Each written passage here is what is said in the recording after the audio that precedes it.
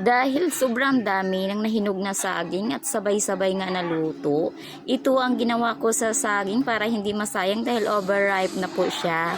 Tingnan mo nga naman at sobrang hinog na ang saging na to. Kaya naman ginawan ko siya ng experiment para gawing tinapay. Kasi sawang-sawa naman ang anak ko kumain pag sobrang dami na ng hinog ng saging.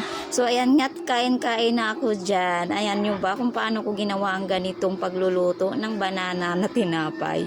Ayan po, simple ingredients lang po yan ang ginamit ko dyan. Gumamit lang po ako ng flour, itlog, gatas, oil, at baking powder. So ayan, ngat na ng anak ko. Enjoy na enjoy, happy din siya pagkain ng tinapay na saging.